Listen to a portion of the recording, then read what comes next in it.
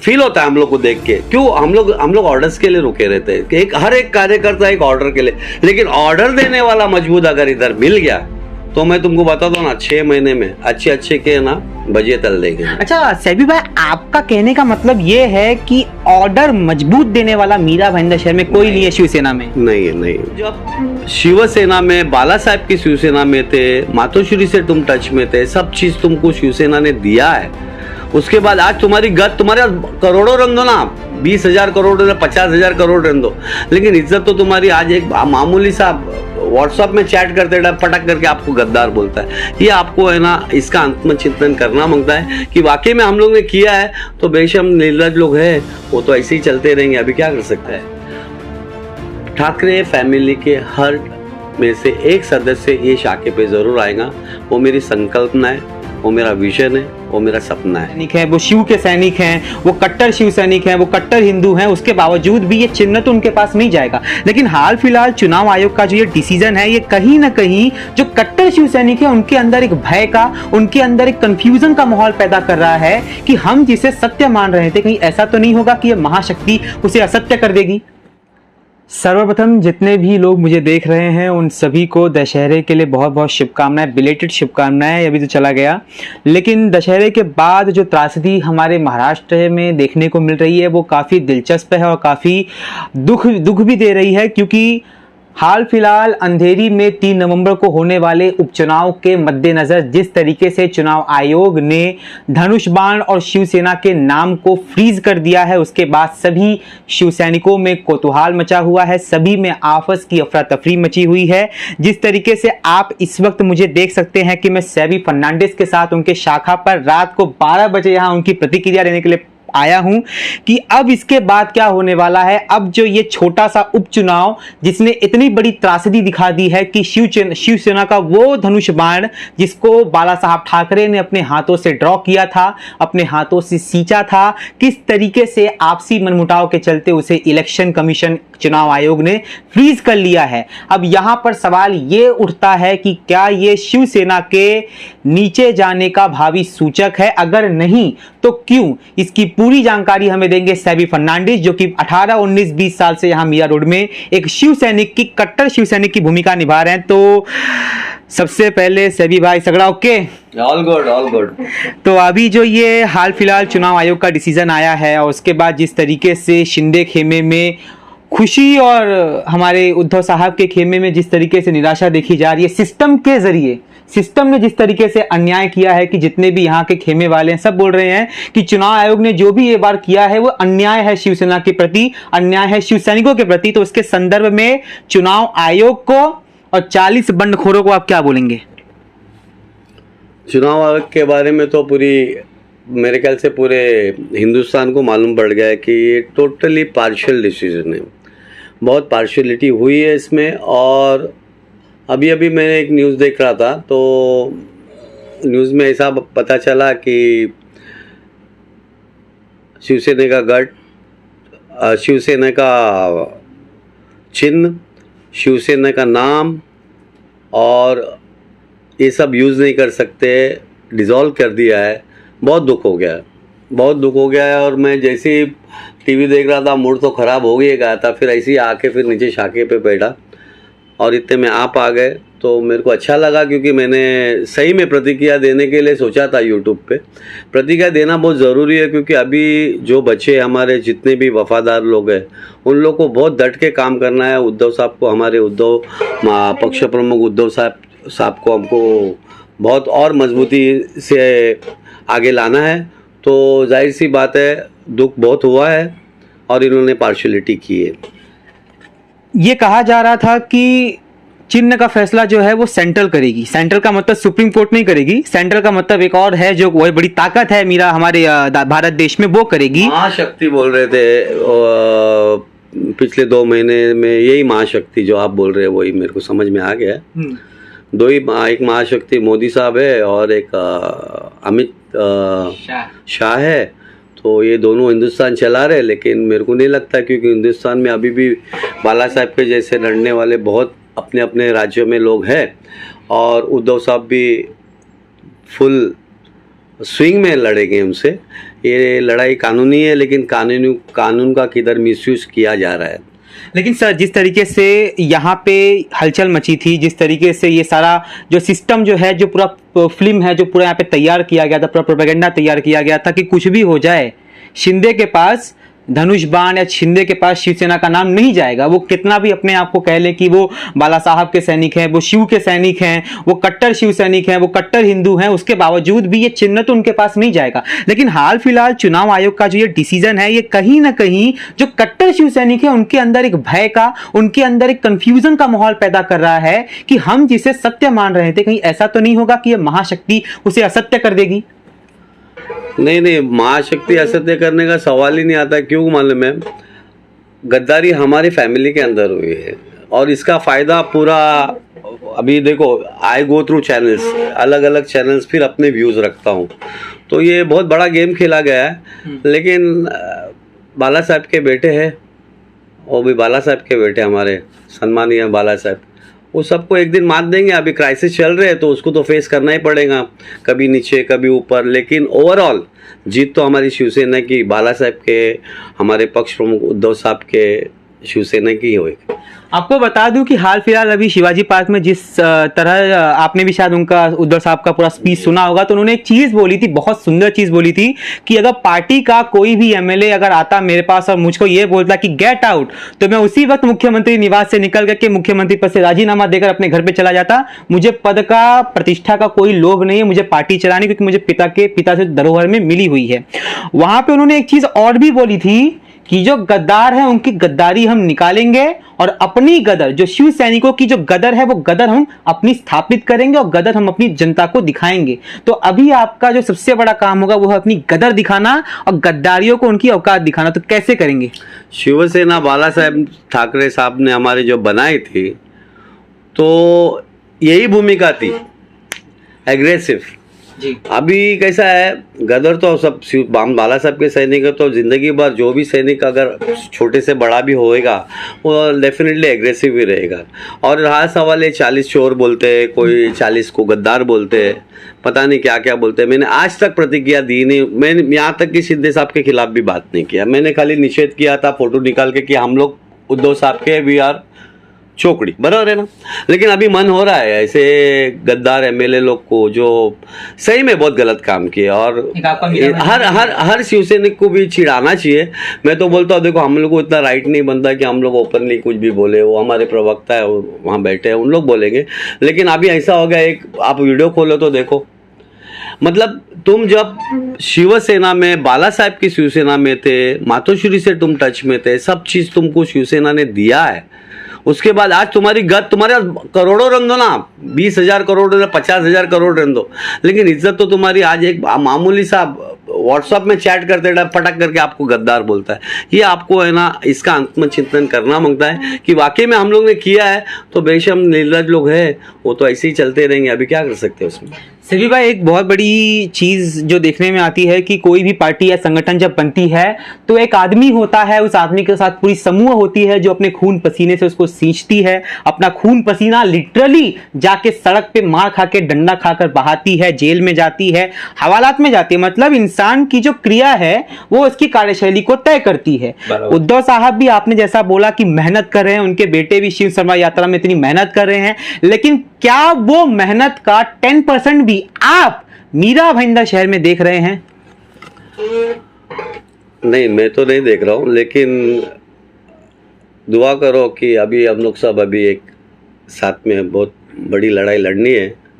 मैं तो सबसे आग्रह यही करते रहता हूं, क्योंकि कैसा है मालूम है, इधर सच्चा काम करने वाले की कदर नहीं है, तो हम लोग को क्या, इन लोग कदर करे नहीं करे, हम तो यहाँ से जुड़े हुए हैं ना शिवसैनिक, तो लेकिन एक दिन आएगा कि इन लोग ही खुद बोलेंगे कि नहीं, मीरा भाईंदर में शिवसेना स्ट्रांग हो गई है।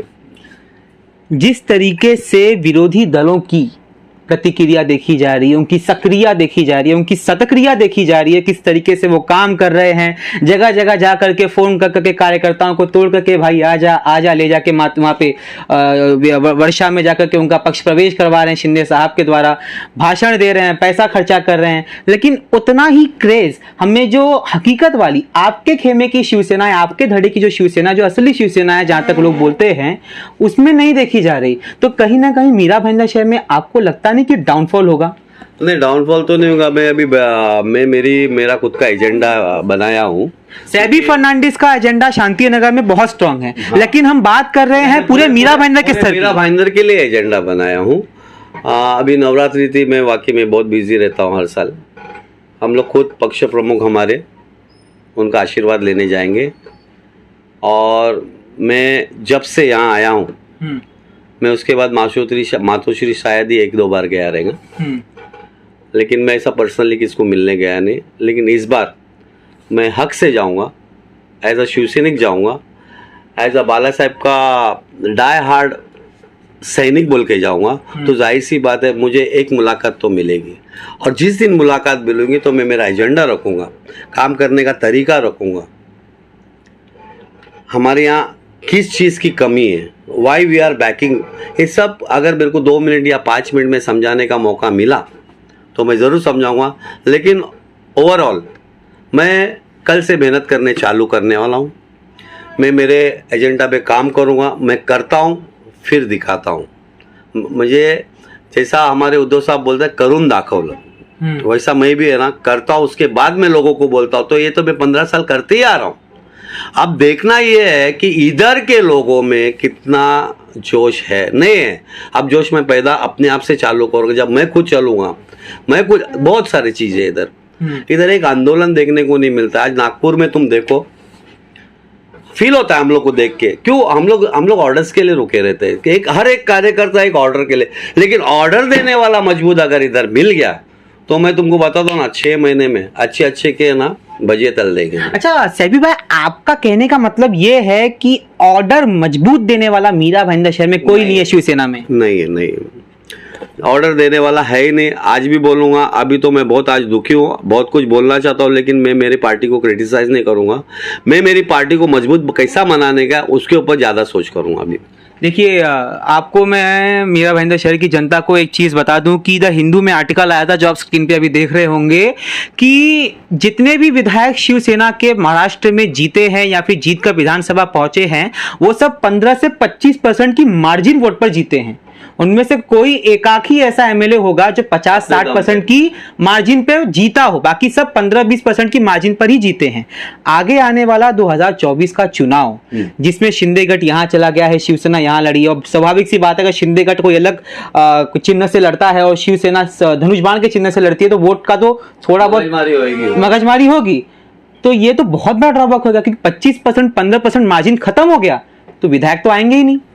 ड्रॉबैक तो है, लेकिन कैसा है, अभी अंधेरी के चुनाव में ना, वो पहले सबसे पहला वो हमारा ना क्या बोलते हैं, एसिड टेस्ट है। वो एक एसिड टेस्ट होता है ना, एक तो वो हमारा एसिड टेस्ट है। मैं ही नहीं, सारे जहाँ के लोग वहाँ अंधेरी के लिए देखो ऐसा प्रेशर है ना कि हम लोग वहाँ पर है ना मेहनत करके, उधर अपने लोग है, अपना मत है, अपनी सीट है, वो चीज़ को हम लोग पहला करना है। उसके बाद जो भी रणनीति है हमारे पक्ष प्रमुख साहब, हमारे उद्धव साहब बनाएंगे तो हम लोग उस पर अमल करेंगे। लेकिन मीरा भाईंदर की जहाँ तक बात है, मैं कोई आवे नहीं आवे, पहल तो मैं कल से करने वाला हूँ। कल मैं जा रहा हूँ कल तो काम करूँगा, मंडे से मैं नगर पालिका भी जाऊँगा। नगर पालिका में मैं पहला 1 महीने में दिखा दूंगा कि ये एजेंडा का मेरा पहला स्टेट है और ये मैं शुरुआत कर रहा हूँ। मैं तुमको लिख के देता हूँ, मैं मातोश्री का बहुत चाहने वाला बंदा हूँ। मातोश्री के यहाँ मैं ज़्यादा जाता नहीं, इधर कितने लोग जाते तो किसी को मैं प्रमोट नहीं करते ना, तुम भी चल तू भी चल, वही 4-5 लोग रहते हैं, बाकी किसी को लोग कहाँ जाके आते किधर है तो बाद में फोटोज आते हैं। लेकिन मैं आपको पूरे मीरा भाईंदर के वासियों को बोलता हूँ, चैनल के माध्यम से बोलता हूँ कि एक दिन ज़्यादा नहीं, 3 महीने में, मैं बोला ना 3 महीना मेरे लिए बहुत है, लेकिन मेरे को स्टार्ट करने का 3 महीने में अगर मातोश्री आपको यहाँ पर नहीं दिखेगी, हमारे उद्धव साहब नहीं दिखेंगे, या आदित्य साहब नहीं लिखेंगे, या हमारे तेजस जो कि अभी अपकमिंग हमारे हाँ युवा है, ठाकरे फैमिली के हर में से एक सदस्य ये शाखे पे ज़रूर आएगा। वो मेरी संकल्पना है, वो मेरा विजन है, वो मेरा सपना है। सही है। एक लास्ट प्रश्न मैं आपसे पूछूंगा, उसके बाद हम अलविदा लेंगे, रात काफ़ी हो गई है। Yes. आपकी तो नींद मुझे लगता है उड़ गई होगी। मैं तो अब ऐसे ही आ गया नीचे। मेरा सवाल आपसे यही है कि आपको फ़ोन लगाने के पहले मैंने आपके जो बड़े बड़े लोग हैं उनको फ़ोन लगाया था, लेकिन किसी ने भी फ़ोन उठाया नहीं, और एक ने तो यह कह दिया कि साहब अभी सो रहे हैं, कल सुबह बात करेंगे। तो मेरे मन में बड़ा कौतूहल हुआ कि इतनी बड़ी दुर्घटना हो गई और साहब सो रहे हैं, तो शिवसेना का क्या होगा। दूसरी चीज़ आपने जो बोला कि आप कल से काम करना चालू कर दोगे, 1 महीना में अपना एजेंडा सेटिंग करोगे, 3 महीने में सबको यहाँ पे प्रमुख लोग को यहाँ पर लेकर आओगे। लेकिन सेबी भाई, अगर ये एक उंगली ऐसी रहेगी ना तो कोई भी इसको तोड़ सकता है। मजबूती के लिए मुट्ठी चाहिए, लेकिन मुट्ठी तो भैया इधर उधर बिखरी हुई है, उंगली का पता ही नहीं, कैसे करोगे। होएगा, मैं शुरुआत तो करना ही पड़ेगा ना किसी ने किसी को। अभी इतने साल 15 साल तो बीत गए, मेरे ख्याल से पूरे मीरा भाईदर की जनता को मालूम है कि हम लोग का है, लेकिन हम लोग हमारे अस्तित्व पे टिके नहीं इधर। जाहिर सी बात है, तुम नगर पालिका का भी देखोगे तो तुमको इक्वेशन मालूम पड़ेगा कि वो साइड जो भाईदर का साइड है उधर ज्यादा नगर सेवक शिवसेना के है, और वहाँ एक 50% तो उन लोग बहुत स्ट्रांग है। लेकिन यहाँ मीरा रोड में तो वी आर वेरी नील, समझे। दूसरी बात आप मेरे को बोले ना कि कोई तो रात को प्रतिक्रिया दिया, कोई सोया है। बिलीव मी, मैं घर पे टीवी देख रहा था और मेरे को झटका लग गया। मेरा तबीयत ठीक नहीं है आज, मेरा हाथ दुख रहा था। मैं बोला जरा रिलैक्स करता हूँ। एट वंस मैं देखने के साथ नीचे आया, यही आया कि मेरा माइंड फ्रेश नहीं हो रहा। तो हर एक शिवसैनिक को आज है ना बहुत तकलीफ हुई है, जो दिल से, बाकी लोग का मेरे को मालूम नहीं। मैं आपको आश्वासन देता हूँ कि शिवसेना के लिए इधर बहुत काम करना है, और मैं कल से शुरू करता हूँ। अभी आगे होने वाला क्या है मेरे को नहीं मालूम, लेकिन एक बात ज़रूर बोलूँगा कि आज जो स्टेटमेंट दिया है, मैं यही आपको 3 महीने बाद आपको मेरे कार्य, काम करने का तरीका, मैं 1 मैन शो करने वाला हूँ। मुट्ठी बिट्टी की जरूरत नहीं है, मैं एक जुड़ूंगा तो 2 आएंगे 3 आएंगे, लेकिन ये शाखे से शुरुआत होने वाली है। मैं मेरे सीनियर्स को भी मिलने चालू करूँगा। मैं उद्धव साहब के यहाँ भी जाने वाला हूँ। मेरा मैन पावर नहीं दिखाने का, मेरे को प्यार करने वाले लोग लेके जाऊंगा साहब के पास। मैं कोई पदाधिकारी को नहीं लेकर, मैं इधर शिवसेना का काम करते करते मैं एक नेता बोल के कभी अपने आप को प्रोड्यूस करता ही नहीं है। लोगों को मालूम है is the best social worker plus is कट्टर शिवसैनिक, वही मेरे लिए बहुत बड़ी बात है। दूसरी बात, मेरे को प्यार करने वाले लोग इधर है ना, लोग को बोलना पड़ता है बंगले पे जाना है या सेना भवन जाना है तो बहुत बहाने मैं जिस दिन जाऊंगा ना, मैं एक आम पब्लिक को लेके जाने वाला हूँ, और बहुत भारी संख्या में लेके जाऊंगा। इसीलिए मैं आपको बोलना चाहता हूँ, वही बोला, मैं आम पब्लिक लेके जाने वाला हूँ, और उस दिन मैं उद्धव साहब को मिलने का बहुत कोशिश करूँगा, और साहब को मिल के आशीर्वाद लेके इधर काम चालू करने वाला। चलिए सही भाई, बहुत बढ़िया, आपने आज हमको अपना इतना कीमती वक्त दिया, रात का वक्त दिया जिसमें सब सो रहे हैं और सभी भाई जाग रहे हैं, सबको नींद आ रही है और सभी भाई की नींद यहाँ पे उड़ चुकी है। आपको बता दूं कि 15 साल से जिन लोगों ने सभी भाई को आगे बढ़ने का मौका नहीं दिया, सभी भाई को खाली शांति नगर तक सीमित रखा, उससे आगे उनको जाने नहीं दिया, कहीं ना कहीं सभी भाई के जैसे बहुत सारे शिव सैनिकों को अपने आप को शिव सैनिक कहकर बेचारा बना दिया। आज वही लोग उस गट में हैं, वो जितने भी लोग हैं सब पदाधिकारी हैं, सब पद पर प्रतिष्ठित लोग हैं।